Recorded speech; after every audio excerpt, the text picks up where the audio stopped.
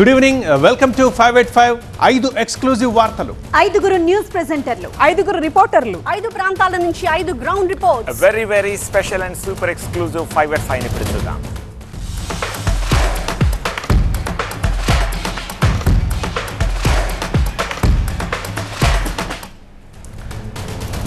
శ్రీవారి laddu కల్తీపై TTD board అత్యవసర సమావేశం నిర్వహించింది. ఆగమ సలహాదారులు, ఉన్నతాధికారులు ఈ కీలక భేటీకి హాజరయ్యారు. లడ్డూ అపవిత్రత నేపథ్యంలో సంప్రోక్షణపై సమావేశంలో చర్చించి సంచలన నిర్ణయాలు తీసుకున్నారు. ఆ నిర్ణయాలు ఏమిటో ముందుగా చూద్దాం. జనసేనలోకి వైసీపీ నేతలు క్యూ కడుతున్నారు. కాసేపటి క్రితమే మాజీ ఎమ్మెల్యే కిలారు రోసయ్య జనసేన అధినేత పవన్ కళ్యాణ్తో భేటీ అయ్యారు. జనసేనలో ఎప్పుడు చేరుతున్నారు, ఇంకెంతమంది క్యూలో ఉన్నారో కూడా ఈ బులెటిన్లో ట్రాక్ చేద్దాం. పిఏసీ చైర్మన్ ఎన్నిక ఎలక్షన్ కాదు, సెలక్షన్ అంటోంది బీఆర్ఎస్. ప్రతిపక్షానికే ఇచ్చామంటోంది కాంగ్రెస్. అసలు పిఏసీ మీటింగ్లో ఏం జరిగింది, ఆ డీటెయిల్స్ ఈ బులెటిన్లో చూద్దాం. ఇక మూసీ నది ప్రక్షాళన దిశగా ఆపరేషన్ షురూ చేసింది తెలంగాణ ప్రభుత్వం.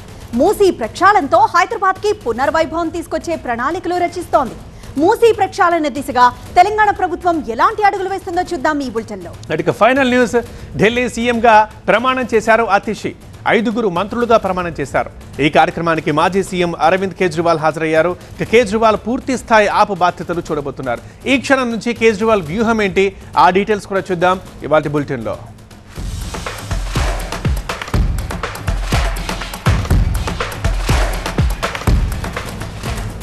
లడ్డూ వివాదంపై తిరుమల తిరుపతి దేవస్థానం అత్యవసర సమావేశాన్ని నిర్వహించింది. ఆగమ సలహాదారులు, ఉన్నతాధికారులతోటి ఎగ్జిక్యూటివ్ ఆఫీసర్ భేటీ అయ్యారు. ఆలయం సంప్రోక్షణపై ఈ సమావేశంలో కీలకంగా చర్చించినట్టుగా తెలుస్తోంది. ప్రధాన అర్చకుడు, పండితులతోటి చర్చించారు టీటీడీ ఈవో. సాయంత్రం చంద్రబాబుకు నివేదిక ఇవ్వబోతోంది టీటీడీ. శ్రీవారి లడ్డూ కల్తీపై ప్రపంచవ్యాప్తంగా వివాదం నడుస్తోంది. కల్తీపై చర్చించేందుకు తిరుమల తిరుపతి దేవస్థానం బోర్డు అత్యవసర సమావేశాన్ని ఏర్పాటు చేసింది. తిరుపతి పరిపాలనా భవనంలో ఆగమ సలహాదారులు, ఉన్నతాధికారులతో భేటీ అయ్యారు ఈవో. లడ్డూ అపవిత్రత నేపథ్యంలో సంప్రోక్షణపై ఈ భేటీలో చర్చించినట్టు తెలుస్తోంది. ప్రధాన అర్చకుడు, ఆగమ పండితులతోటి చర్చించిన టీటీడీ ఈవో శ్యామలరావు కీలక నిర్ణయాలు తీసుకున్నారు. సమావేశంలో అదనపు ఈవో వెంకయ్య చౌదరి, ఇతర అధికారులు కూడా పాల్గొన్నారు. సాయంత్రం చంద్రబాబును కలిసి లడ్డూ కల్తీకి సంబంధించిన ల్యాబ్ నివేదికను అందించనున్నారు ఈవో శ్యామలరావు.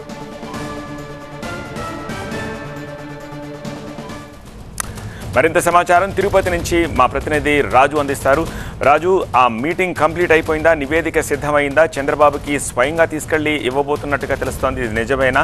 అండ్ మీటింగ్లో ఎలాంటి నిర్ణయాలు తీసుకున్నారు, ఏవైనా క్లూ ఉందా?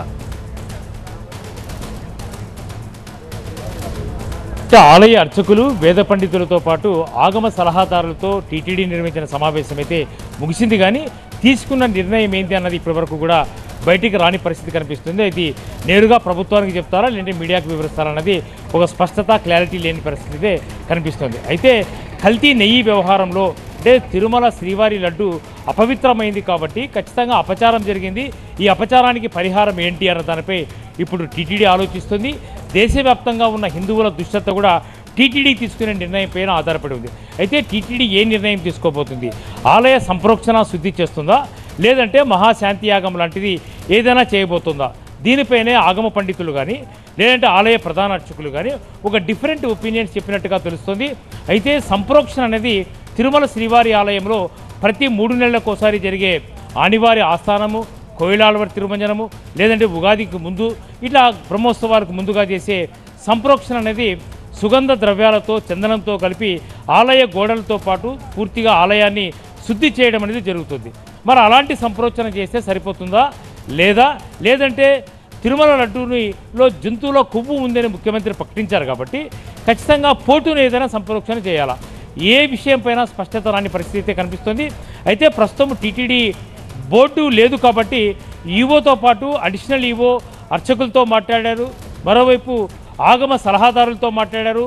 మరికొద్ది మంది పీఠాధిపతులు, మఠాధిపతులతో కూడా ఫోన్లో సంప్రదింపులు జరిపారు. ఈ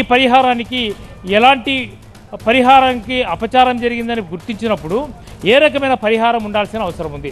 దీనిపైన ఒక స్పష్టత రాని నేపథ్యంలో ఖచ్చితంగా టీటీడీ అయితే ఈరోజు సాయంత్రానికి లేదంటే రేపటికి ఖచ్చితంగా ఒక ప్రకటన చేసే అవకాశం అయితే ఉంది. కల్తీ నెయ్యి వ్యవహారంలో మాత్రం ఇప్పటికే ఒక ప్రాథమిక నివేదికను టీటీడీ ఈవో ముఖ్యమంత్రికి సమర్పించారు. అయితే డీటెయిల్డ్ రిపోర్ట్ ఇవ్వాలని చెప్పేసి ప్రభుత్వం కూడా ఆదేశించింది. కాబట్టి ముఖ్యమంత్రికి ఎప్పుడు ఈ నివేదిక ఇస్తారన్నది కూడా స్పష్టత లేని పరిస్థితి కనిపిస్తుంది. అయితే మహాశాంతి యాగం నిర్వహించాలన్న ఒక ప్రధాన డిమాండు ఎక్కువగా అర్చకులు వినిపించినట్టుగా తెలుస్తుంది. కాబట్టి ఖచ్చితంగా రేపు కానీ ఎల్లుండి నుంచి అంటే ప్రభుత్వంతో అనుమతి తీసుకున్న తర్వాత ఆలయంలోనే మహాశాంతి యాగం నిర్వహిస్తే ఖచ్చితంగా ఆర్జిత సేవలను రద్దు చేయాల్సి ఉంటుంది. మరోవైపు ఆర్జిత సేవలను రద్దు చేస్తే ముందే టికెట్ బుక్ చేసుకున్న భక్తులకు ఏ రకమైన మెసేజ్ ఇవ్వాల్సి ఉంటుంది. దీంతో భక్తులకు సామాన్య సర్వదర్శనం చేసుకునే భక్తులకు ఏదైనా స్వామివారిని దర్శించుకోవడానికి ఇబ్బంది కలుగుతుందా? ఇలాంటి అనేక విషయాలను టీటీడీ పరిశీలిస్తున్న పరిస్థితి కనిపిస్తుంది. అయితే టీటీడీ మాత్రం ఒక స్పష్టమైనటువంటి వివరణ ఇస్తే తప్ప ఏమి చేయాలి, ఈ పరిహారము ఒక అపచారం జరిగిందని గుర్తించిన తర్వాత పరిహారం కోసం తీసుకోవాలని నిర్ణయం ఏంటి అన్నది టీటీడీ ప్రకటిస్తే తప్ప తెలియని పరిస్థితి. అయితే టీటీడీ ఈవో ముఖ్యమంత్రికి చెప్పిన తర్వాతే ఈ వ్యవహారంలో బయటకు వచ్చే అవకాశం ఉన్నట్టుగా తెలుస్తుంది. మరి ఖచ్చితంగా మహాశాంతి యాగం ఉండబోతుందా, ఆలయ సంప్రోక్షణ ఉండబోతుందా అన్నది వేచి చూడాల్సిన అవసరం అయితే ఉంటుంది. రైట్ రాజు. జనసేనలో చేరికల జోరు కనిపిస్తోంది. కొద్దిసేపటి క్రితమే మాజీ ఎమ్మెల్యే కిలారు రోసయ్య పవన్తో భేటీ అయ్యారు. రేపు మాజీ ఎమ్మెల్యే సామినేని ఉదయభాను జనసేనలో చేరబోతున్నారు. ఇక అక్టోబర్ 4న పవన్ సమక్షంలో మాజీ మంత్రి బాలినేని శ్రీనివాస్ రెడ్డి కూడా పార్టీ కండువా కప్పుకోబోతున్నారు. సో జనసేనలోకి సీనియర్ నేతల చేరికలు చాలా జోరుగా సాగుతున్నాయి. రోజుకొక నేత జనసేన పార్టీ అధినేతను కలుస్తున్నారు. మొన్న మాజీ మంత్రి బాలినేని శ్రీనివాస్ రెడ్డి, జగ్గయ్యపేట మాజీ ఎమ్మెల్యే సామినేని ఉదయభాను పవన్ కళ్యాణ్తో భేటీ అయ్యారు. కాసేపటి క్రితమే జనసేన అధినేత పవన్ ని పొన్నూరు మాజీ ఎమ్మెల్యే కిలారు రోసయ్య కూడా కలిశారు. పార్టీలో చేరికపై సుదీర్ఘంగా ఆయనతో చర్చించారు. ఇప్పటికే జనసేనలో చేరడానికి ముహూర్తం ఫిక్స్ చేసుకున్నారు ఉదయభాను, బాలినేని. రేపు సామినేని ఉదయభాను జనసేనలో చేరుతుంటే అక్టోబర్ 4న ఒంగోలులో భారీ బహిరంగ సభ నిర్వహించి పవన్ కళ్యాణ్ సమక్షంలోనే మాజీ మంత్రి బాలినేని శ్రీనివాస్ రెడ్డి కూడా జనసేనలో చేరుతున్నట్టు తెలుస్తోంది. బాలినేనితో పాటే జిల్లాలోని పలువురు ప్రజాప్రతినిధులు కూడా చేరతారని ఇప్పటికే శ్రీనివాస్ రెడ్డి చెప్పారు. జనసేనలోకి ఇంకా చాలా మంది నేతలు వస్తారు అనే టాక్ కూడా నడుస్తోంది. ప్రతినిధి శివకుమార్ మరింత సమాచారంతో లైవ్ లో సిద్ధంగా ఉన్నారు.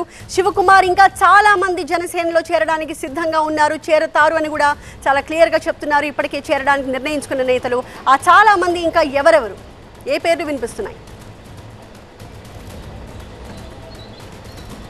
ఆంధ్రప్రదేశ్లో వైఎస్ఆర్ కాంగ్రెస్ పార్టీకి అయితే ఎదురు గాలి వీస్తుందనే చెప్పుకోవచ్చు. సార్వత్రిక ఎన్నికల తర్వాత ఆ పార్టీకి అయితే ఎదురు గాలి వీస్తుంది. వైసీపీ పార్టీకి సంబంధించిన నేతలు ఒక్కొక్కరుగా ఆ పార్టీని వీడుతున్నటువంటి పరిస్థితులు కనపడుతున్నాయి. ఈరోజు తాజాగా మాజీ ఎమ్మెల్యే కిలారు రోసయ్య కూడా పవన్ కళ్యాణ్తో భేటీ అయ్యారు. అయితే జనసేన పార్టీలో చేరేందుకే ఆయన పవన్ కళ్యాణ్తో భేటీ అయ్యాయి. దానికి సంబంధించినటువంటి అంశాల మీద కూడా పవన్ కళ్యాణ్తో అయితే చర్చించినటువంటి పరిస్థితి. ప్రధానంగా వైఎస్ఆర్ కాంగ్రెస్ పార్టీలో ఎవరైతే అసంతృప్తిగా ఉన్నటువంటి నేతలు ఉన్నారో ఆ పార్టీ నేతలందరూ కూడా కూటమి పార్టీల వైపు మొగ్గు చూపిస్తూ ఉన్నటువంటి పరిస్థితి. దీనిలో భాగంగానే మాజీ మంత్రి బాలినేని శ్రీనివాస్తో పాటు సామినేని ఉదయభాను, ఈరోజు పవన్ కళ్యాణ్తో భేటీ అయినటువంటి కిలారు రోసయ్య కావచ్చు, వీరందరూ కూడా జనసేన పార్టీలో చేరేందుకు అయితే ఒక నిర్ణయం తీసుకున్నారు. ఇప్పటికే సామినేని ఉదయభానుకు సంబంధించి డేట్ కూడా ఖరారైంది. రేపు పవన్ కళ్యాణ్ సమక్షంలో అయితే సామినేని ఉదయభాను అయితే పార్టీలో కూడా జాయిన్ అవనున్నారు. ఇప్పటికే దీనికి సంబంధించి మాజీ మంత్రి బాలినేని శ్రీనివాస్ కూడా పవన్ కళ్యాణ్తో భేటీ అయ్యారు. దానికి సంబంధించి కూడా ఒక ముహూర్తం ఖరారు చేసుకున్నటువంటి పరిస్థితి.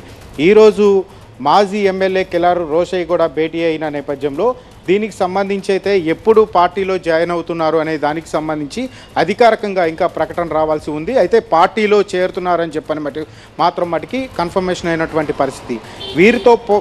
వీరే కాకుండా ఇంకా పెద్ద ఎత్తున వైఎస్ఆర్ కాంగ్రెస్ పార్టీ నుంచి జనసేన పార్టీలోకి చేరేందుకు పెద్ద ఎత్తున ఆసక్తి చూపిస్తూ ఉన్నారు. అయితే పవన్ కళ్యాణ్ కూడా పార్టీలో చేరేందుకు వస్తున్నటువంటి నేతల యొక్క ప్రొఫైల్ చూసి పవన్ కళ్యాణ్ జాయిన్ చేసుకునేందుకు వారికి దీని మీద మొత్తం కసరత్తు కూడా చేస్తూ ఉన్నటువంటి పరిస్థితి. కొంతమందికి అపాయింట్మెంట్ కూడా పవన్ కళ్యాణ్ అయితే ఇవ్వటం లేదు. ఈ నేపథ్యంలోనే చాలామంది పార్టీలో జాయిన్ అయ్యేందుకు సిద్ధంగా ఉన్నప్పటికీ కూడా పవన్ నుంచి సరైనటువంటి సానుకూల నిర్ణయం రాకపోయేసరికి వైసీపీ నేతలు అయితే కొంత ఆందోళన అనుకున్నటువంటి పరిస్థితి. ఇప్పటి వరకు మొత్తం 3 నేతలు అయితే పవన్ కళ్యాణ్కు టచ్లోకి వెళ్ళారు. మరికొంతమంది నేతలు కూడా ఇంకా టచ్లో ఉన్నట్లుగా అయితే మనకు సమాచారం తెలుస్తుంది. పిఠాపురం మాజీ ఎమ్మెల్యేగా ఉన్నటువంటి పెండెం దొరబాబు కూడా పార్టీలో చేరతారని పెద్ద ఎత్తున సమాచారం అయితే వస్తూ ఉంది. అయితే ఎప్పుడు చేరతారు, దీనికి సంబంధించినటువంటి క్లారిటీ రావాల్సి ఉంది. వైఎస్ఆర్ కాంగ్రెస్ పార్టీలో పార్టీ విధి విధానాలకు సంబంధించి కొంత అసంతృప్తితో ఉన్నటువంటి నేతలందరూ కూడా జనసేన పార్టీ వైపే ఎక్కువ మొగ్గు చూపిస్తున్నటువంటి పరిస్థితి కనపడుతుంది. పార్టీలో జాయిన్ అవ్వాలనుకున్న వారందరూ కూడా ఇప్పటికే పవన్ కళ్యాణ్తో చర్చిస్తూ ఉన్నారు. ఇప్పటికే పలువురు నేతలు పవన్తో భేటీ అయ్యారు. వారికి సంబంధించినటువంటి ముహూర్తాలు కూడా ఖరారు చేసుకొని జనసేనలోకి వచ్చేందుకైతే ఇప్పటికే రంగం సిద్ధం చేసుకున్నటువంటి పరిస్థితులు కనపడుతున్నాయి. వీటితో పాటు వైఎస్ఆర్ కాంగ్రెస్ పార్టీలో ఉన్నటువంటి ప్రధానమైనటువంటి కీలక నేతలు కూడా చాలామంది వైఎస్ఆర్ కాంగ్రెస్ పార్టీ నుంచి జనసేనలోకి వస్తారని చెప్పని కూడా మనకు సమాచారం తెలుస్తుంది. Thank you Shivakumar. Telangana PAC meeting వివాదం మధ్య ముగిసింది. అరికపూడి గాంధీ అధ్యక్షతన తెలంగాణ పీఏసీ భేటీ జరగడంతో సమావేశానికి వచ్చిన బీఆర్ఎస్ ఎమ్మెల్యేల వాకౌట్ చేశారు. పీఏసీ చైర్మన్ గా అరికపూడి గాంధీ ఎన్నిక చెల్లదని సమావేశం నుంచి వాకౌట్ చేసింది బీఆర్ఎస్. వాకౌట్ చేసిన వారిలో ప్రశాంత్ రెడ్డి, గంగుల కమలాకర్, సత్యవతి, రమణ ఉన్నారు.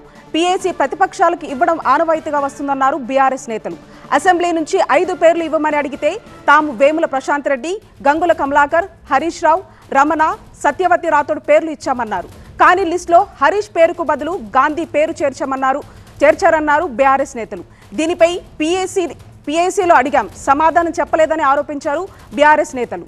దీనిపై సమాధానం స్పీకర్కు బదులు శ్రీధర్ బాబు చెప్తున్నారని అన్నారు బీఆర్ఎస్ నేతలు. దీనిపై మరింత సమాచారం మా ప్రతినిధి శ్రవణ్ అందిస్తారు. శ్రవణ్, ఈ సమావేశంలో ఇంకా ఎటువంటి సన్నివేశాలు చోటు చేసుకున్నాయి?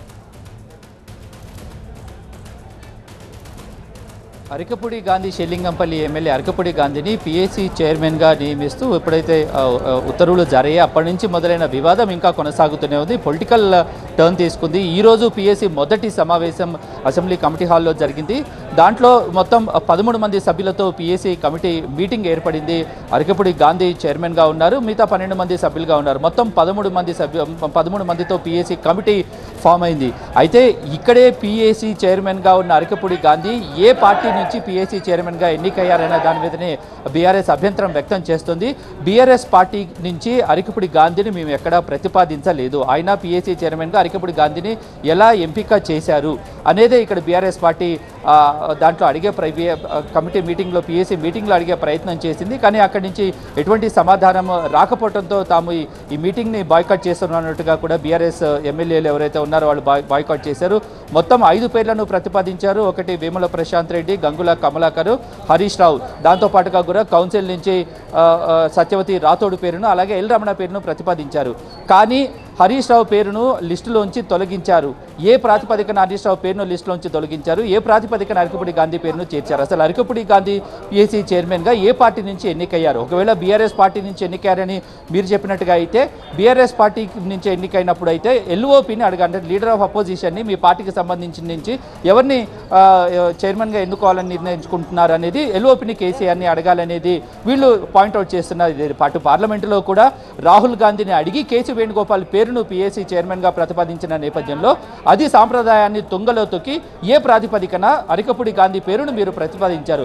ఒకవేళ బీఆర్ఎస్ పార్టీ నుంచి అరికపూడి గాంధీ పేరును మీరు ప్రతిపాదించాము తీసుకున్నామనే మాట మీదకి వస్తే ఎల్ఓపిని మీరు ఎందుకు అడగలేదు, కేసీఆర్ని ఎందుకు అడగలేదు లీడర్ ఆఫ్ అపోజిషన్? ఒకవేళ కాంగ్రెస్ పార్టీ నుంచే అరికపూడి గాంధీకి పీఏసీ చైర్మన్ పదవి ఇచ్చారా? ఏళ్ల తరబడిగా 1950-60 నుంచి వస్తున్న ఈ సాంప్రదాయాన్ని, ప్రజాస్వామ్యంలో ఒక సాంప్రదాయం ఉంటుంది, ఆ సాంప్రదాయాన్ని తొంగలో తొక్కారు. రేవంత్ ప్రభుత్వము తమ ఇష్టం వచ్చినట్టుగా ప్రజాస్వామ్యాన్ని అపహాస్యం చేస్తున్నారు, ఈ సాంప్రదాయాన్ని తొంగలో తొక్కుతున్నారు. ప్రజాస్వామ్యాన్ని తమ చేతుల్లోకి తీసుకొని స్వలాభం కోసము, రాజకీయ కక్ష కోసమే దీన్ని వాడుతున్నారు. అనవసరంగా ఒక పీఏసీ చైర్మన్ అనేది చాలా బాధ్యతాయుతమైన కమిటీ, బాధ్యతాయుతమైన పొజిషను. ఈ ప్రజా పద్ధతులకు సంబంధించి ఎటువంటి ఖర్చులు ఉన్నాయి, వాటిని పూర్తిగా ఎలా ఖర్చు చేయాలి, బడ్జెట్లో కేటాయించిన మొత్తం అంశాలను ఏ విధంగా ఖర్చు పెట్టాలి, దుర్వినియోగం కాకుండా ఎలా చూడాల్సిన అనేది చాలా బాధ్యతాయుతమైన పాత్ర పోషించే కమిటీ ఇది. కమిటీ చైర్మన్గా ఉన్న వ్యక్తి ఖచ్చితంగా అపోజిషన్లో ఉన్న వ్యక్తికి ఇవ్వటం అనేది సాంప్రదాయం. కానీ ఈ సాంప్రదాయాన్ని తొంగలో తొక్కారు. ఇదే అంశం మీద ఇప్పటికే ఎమ్మెల్యేల కేసులో మేము కోర్టుకు వెళ్ళాము, కోర్టులో కాంగ్రెస్ పార్టీకి చుక్కెదురైంది. ఇదే అంశం మీద కూడా ఇటు మేము మళ్ళీ పీఏసీ చైర్మన్కి సంబంధించిన అంశం మీద కూడా మేము కోర్టుకు వెళ్ళాలని ఆలోచిస్తున్నామని అంటున్నారు. మరోపక్క కాంగ్రెస్ పార్టీ నుంచి మాత్రము ఇది పూర్తిగా పద్ధతి ప్రకారమే రూల్స్ బుక్ ప్రకారమే జరిగిందనేది కాంగ్రెస్ పార్టీ నుంచి వస్తున్న వాదన. ఎక్కడ కూడా మేము రూల్స్ను తప్పలేదు, రూల్స్కు లోబడి మాత్రమే మేము ఇచ్చామనేది కాంగ్రెస్ పార్టీ నుంచి వస్తున్న ప్రచారం. అయితే జనరల్గా పిఎస్సి పదవిని ప్రతిపక్షంలో ఉన్న లీడర్కి ఇవ్వటం, నేతకి ఇవ్వటం అనేది సాంప్రదాయం, కానీ రూల్స్ బుక్లో ఎక్కడా లేదు. ఇది కేవలం సాంప్రదాయంగా మాత్రమే కొనసాగుతూ ఉంది. ఈ సాంప్రదాయాన్ని మీరు పాటించట్లేదు. రూల్స్ బుక్ గురించి మాట్లాడకంటే ముందు ప్రజాస్వామ్యంలో సాంప్రదాయాలు ఎందుకు పాటించట్లేదు అనేది ఇక్కడ పూర్తిగా ఇక్కడ బీఆర్ఎస్ నుంచి వస్తున్న అంశము. మొత్తానికి పిఎస్సి చైర్మన్గా అరికపూడి గాంధీ నియామకము ఇప్పటికీ రచ్చ జరుగుతూనే ఉంది. భవిష్యత్తులో దీనిపై కూడా మరోసారి బీఆర్ఎస్ పార్టీ దీని మీద పోరాటం చేసేందుకు సిద్ధమవుతుంది. Thank you Shravan. ఇక మూసీ నది ప్రక్షాళన ఆపరేషన్ చురు. మూసీ ప్రక్షాళన దిశగా తెలంగాణ ప్రభుత్వం అడుగులు వేస్తోంది. మూసీ ప్రక్షాళనతో హైదరాబాద్ కి పునర్వైభవం తెస్తామని, మూసీ పరివాహక ప్రాంతం అభివృద్ధి చేస్తామన్నారు మంత్రి పొన్నం.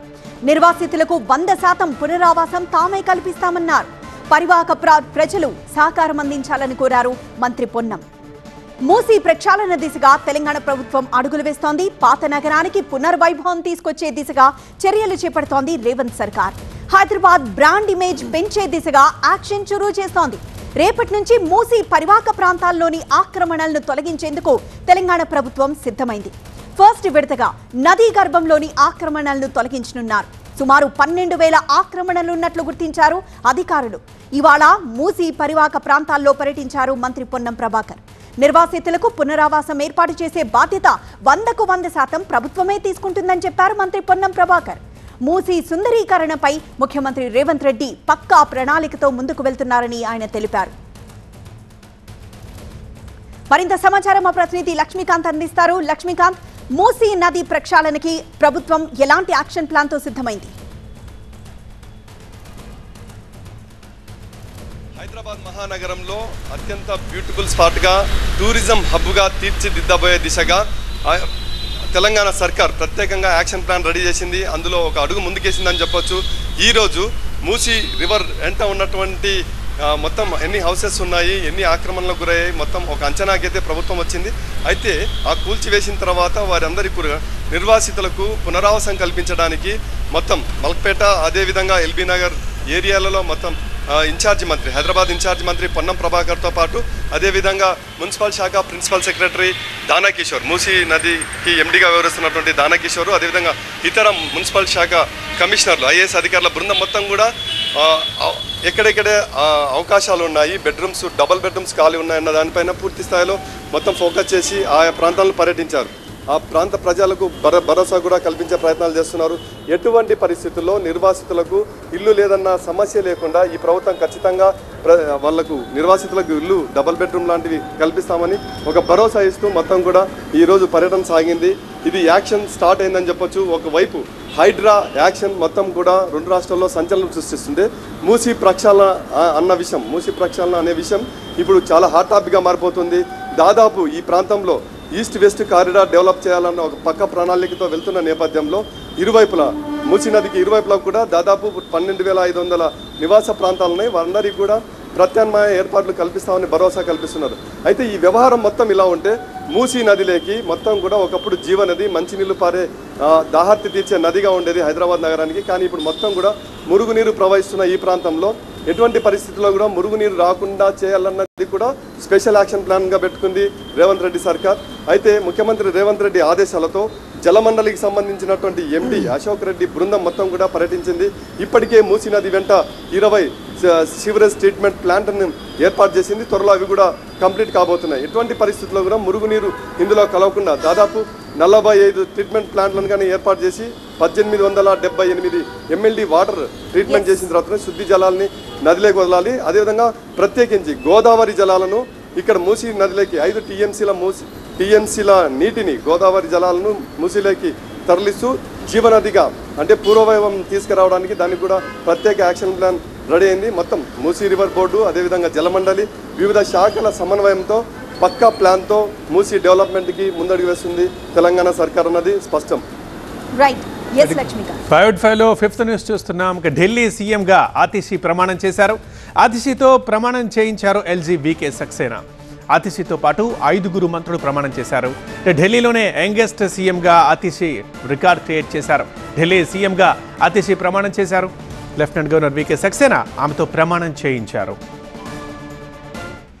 मैं भारत की प्रभुता और अखंडता अक्षुण रखूंगी.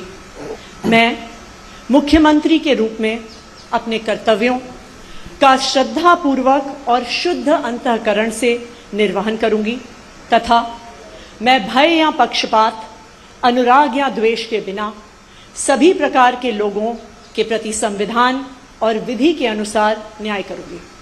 मैं మా అసోసియేట్ ఎడిటర్ మహాత్మా మరింత సమాచారం అందిస్తారు.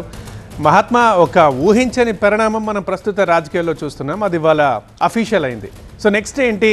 కేజ్రీవాల్ ఎలాంటి వ్యూహంతో ముందుకెళ్లాలనే ఆలోచనలో ఉన్నారు? కేజ్రీవాల్ తనకు ఎదురయ్యే ప్రతికూలతల నుంచి సైతం అవకాశాలు సృష్టించుకోవడంలో దిట్ట. రాజకీయంగా పార్టీని స్థాపించిన అతి కొద్ది సమయంలోనే జాతీయ పార్టీగా గుర్తింపు తీసుకురాగలిగారు.